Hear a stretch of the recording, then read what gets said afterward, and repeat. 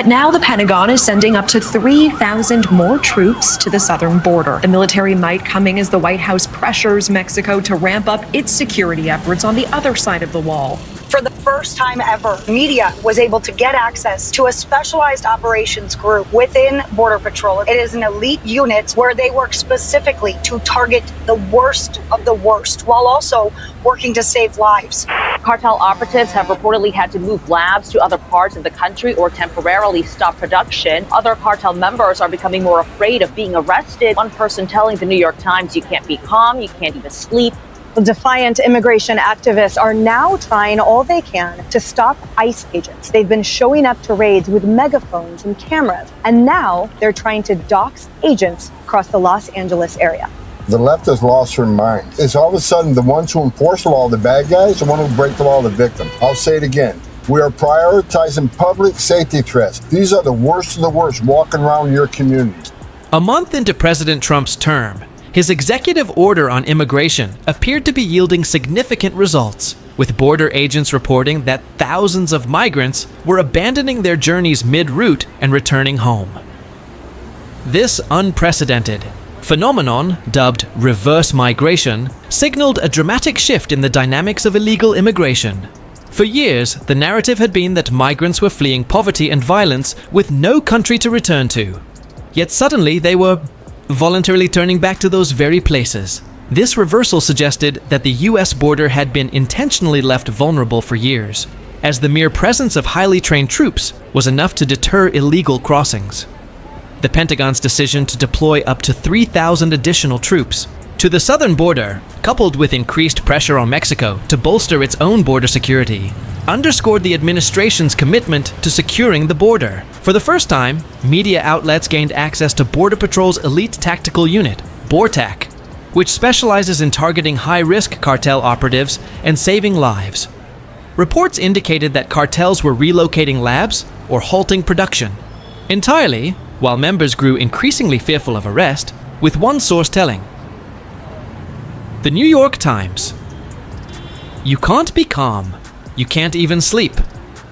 Meanwhile, defiant immigration activists escalated their efforts to obstruct ICE agents, showing up at raids with megaphones and cameras, and attempting to dox agents in Los Angeles. This behavior sparked outrage, with critics arguing that the left had lost its moral compass by vilifying law enforcement while sympathizing with those who break the law. The administration emphasized that its focus was on prioritizing public safety threats, the worst of the worst, who posed dangers to communities. As the US military, the most formidable in the world, began securing its own borders, the results were unsurprising to most, except for the two groups that had benefited most from open borders: gang members and progressive politicians. Both had profited immensely from what critics described as an epidemic of modern slavery disguised as a humanitarian crisis. Cartels and gangs grew rich by trafficking people into the US, while progressive politicians exploited these individuals as pawns in a scheme to defraud the country and rally voters against an administration they falsely claimed hated immigrants. With border crossings reaching their lowest levels since the Eisenhower era, America's adversaries were scrambling to reverse this trend. Cartels adapted their smuggling tactics, while sanctuary cities like New York continued to open new asylum shelters, with progressive leaders taking credit for resisting Trump's policies. The real stakes of securing the border became clear. Failing to do so allowed America's enemies to exploit vulnerable people and undermine the nation. This exploitation began the moment migrants crossed the border, as evidenced by a ride-along with the Pinal County Sheriff's Office, which targeted vans used by smugglers. One migrant revealed he had paid $8,000 to be smuggled into the country, highlighting the lucrative nature of this criminal enterprise. Many of these individuals ended up in sanctuary cities, where they were portrayed as victims to fuel a progressive agenda that had no real plans to house or employ them. Instead, they were often forced into exploitative jobs to pay off debts to cartels, perpetuating a cycle of modern slavery.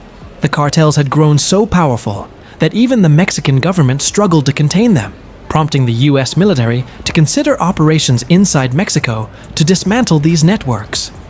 The deployment of 12,000 troops, including the 4th Infantry Division and 2nd Stryker Brigade, equipped with advanced combat vehicles, signaled a shift toward a counterinsurgency mission along the border. These troops were prepared to rapidly respond to threats, targeting cartel operatives who had long operated with impunity. The cartel's sophisticated operations included kidnapping, monitoring, and exploiting migrants, many of whom were women and children forced into debt bondage. The US also relied on elite units like BORTAC to conduct high-risk operations, including storming cartel safehouses. Despite these efforts, the crisis had been preventable, as gaps in the border wall and loopholes in asylum policies had been exploited for years. The Biden administration's parole program, which allowed 530,000 migrants to enter the US, had been rife with abuse, with hundreds of migrants listing the same address as their sponsor. This revealed a disturbing underbelly to the crisis, with criminal organizations profiting from systemic vulnerabilities. Meanwhile, activists continued to undermine law enforcement, doxing ICE agents, and shielding gangs like MS-13 and Tren de Aragua, which preyed on immigrant communities. This perverse activism, which framed law enforcement as the villains and criminals as victims, highlighted the moral bankruptcy of those who prioritized political agendas over public safety. The reality was that securing the border and cracking down on cartels and gangs protected vulnerable people from exploitation and enslavement. The administration's efforts to close loopholes, deploy troops, and dismantle criminal networks were essential to restoring order and safeguarding American communities. The question remained: would the American public recognize the importance of these measures, or would they succumb to the false narratives perpetuated by those who sought to exploit the crisis for political gain? The stakes could not be higher, as the future of the nation's security and the well-being of countless vulnerable individuals hung in the balance.